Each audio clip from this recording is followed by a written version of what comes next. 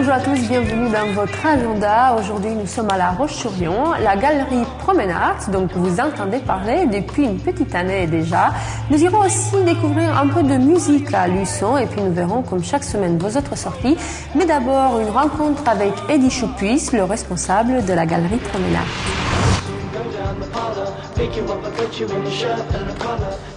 Eddie Choupuis, bonjour. Bonjour. Vous êtes responsable de la galerie Promenart à La Roche-sur-Yon. Promenart, comment on prononce Promenart, il y a un S, voilà. Voilà, galerie qui existe depuis un an déjà, mais on entend surtout parler de vous depuis 3 mois. Dites-nous d'abord pourquoi depuis 3 mois, à cette fin de 2009, on ne parle plus que de Promenart. Qu'avez-vous fait ? Alors pas grand-chose. En fait, la galerie Promenart depuis 3 mois fait un peu plus de communication dans les médias, principalement dans les journaux, et aussi on met en avant nos artistes. On entend parler de nous, entre autres, par diverses manifestations, en même temps qu'en création, qui était une manifestation début novembre à La Roche-sur-Yon organisée par la ville. Il mettait en avant donc tout ce qu'il y a d'artistique au niveau du Pays lyonnais. Donc le théâtre, la danse et les peintres et sculpteurs. Donc nous, on a mis en avant en même temps Véronique Morin, qui, elle, faisait une expo en même temps entre le manège et la médiathèque. Il y avait des grandes sculptures en bois. Et donc nous, on a fait en même temps, donc au sous-sol, toute une exposition sur elle. Vous avez commencé au tout début, il y a un an, avec des artistes surtout australiens, je crois. Oui. Et puis aujourd'hui, j'en ai vu tout à l'heure chez vous, une artiste du Sud-Vendée. Oui, qui sont vos artistes ? Donc, quand la galerie de La Roche-sur-Yon a ouvert ses portes, il s'est passé l'effet inverse de ce qui s'était passé quand on a ouvert la première galerie à Sydney. À Sydney, quand on a ouvert, on a apporté des antiquités et des artistes français, et aussi exposé des artistes australiens. Donc, quand on a ouvert cette galerie à La Roche-sur-Yon, il s'est passé, donc voilà, l'effet inverse.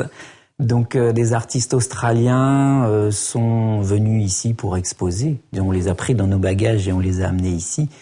Et donc, voilà pourquoi aussi... James Bossett, je crois, au tout début avec des aquarelles. Oui, tout à fait, oui. Et puis, vous avez en même temps des sculptures aussi. C'est cela ou non ? Donc, d'Australiens, non. On n'a pas de sculpteurs australiens. Donc au niveau des volumes, ils sont français. Donc on a un artiste bordelais, un artiste lyonnais qui s'appelle Pierre-Augustin Marbeuf, donc qui est assez connu, qui fait des sculptures en grillage, principalement sur une base de grillage. Donc pour en revenir aux artistes australiens, donc au début on a présenté donc James Bossett qui est aquarelliste, mais aussi les peintures aborigènes. Je me rappelle les images. Je n'ai pas vu l'exposition, mais les images étaient très intéressantes. Donc, il faudra revenir cette année parce qu'on en fait une seconde cette année avec des nouvelles toiles, donc d'artistes aborigènes, nouvelles présentations. Et en ce moment, il est grand temps d'ailleurs de la visiter parce qu'elle finit dans 3 semaines, je crois. Vous avez réalisé une rétrospective des artistes 2009. En 2009, on a fait diverses expositions, car tous les mois, on change d'artiste ou de thème. Et en décembre et janvier, on a fait une rétro de toute cette année-là, avec Annette Fradin, par exemple, qui a illustré la crise avec 3 tableaux. On a aussi mis Olivier Lenant, qui est un peintre de Niort, qui peint principalement des êtres en mouvement. On a aussi mis les peintres aborigènes et des Australiens, tels que Christine Maudy, Lyndall Campbell, par exemple. La chance d'avoir 3 galeries, c'est de pouvoir échanger d'une galerie à une autre aussi les artistes. Oui. Donc on a mis en avant ici à La Roche-sur-Yon, donc ceux qu'on avait présentés, tels qu'Annette Fradin, Olivier Lenant, Véronique Morin, les aborigènes, Emeline Landon, etc. Et aussi des artistes qui sont présents quasiment tout le long de l'année à Saint-Martin-de-Ré. On en a mis quelques exemplaires aussi ici. Et donc l'exposition est visible tous les jours de la semaine à partir de mercredi ? Du mercredi au samedi. Au samedi. Voilà.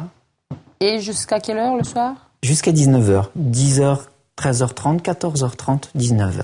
Alors dites-nous, Eddy, ce n'est pas une question à laquelle on peut répondre comme ça tout de suite, mais c'est quoi votre métier? C'est quoi le métier de galeriste?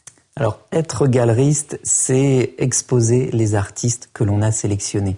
Donc, c'est exposer dans notre galerie, mais aussi trouver des lieux, donc tels que des offices du tourisme, des lieux très sympas au niveau de leur cadre et qui puissent mettre en valeur les œuvres qu'on a sélectionnées. Et vous le faites? Donc ça, oui, on le fait, évidemment. On a eu la chance, grâce à Marie-Noël Brachet, donc à l'hôpital, de pouvoir faire une exposition pendant 1 mois dans le hall d'accueil. On a mis des grandes œuvres pour faire la promotion de l'art. Parce que la plupart des gens n'osent pas pousser la porte d'une galerie. Votre idée, c'est d'amener aussi un peu l'art dans les lieux où il n'irait pas forcément. Voilà, pour que l'œil de tout le monde s'habitue à des choses, à des œuvres comme ça.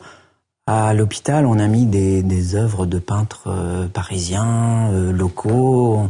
On a fait un petit mélange, par exemple. On est aussi présent au mois de décembre et janvier. On a mis des toiles à l'Office du tourisme de Châlons. Donc voilà, on cherche des lieux dans toute la Vendée et même plus loin encore. Bah écoutez, ce sera le mot de la fin. Merci infiniment, Eddy. Bonne continuation, bonne fin d'exposition et sans doute au beau jour pour la nouvelle. Merci à vous.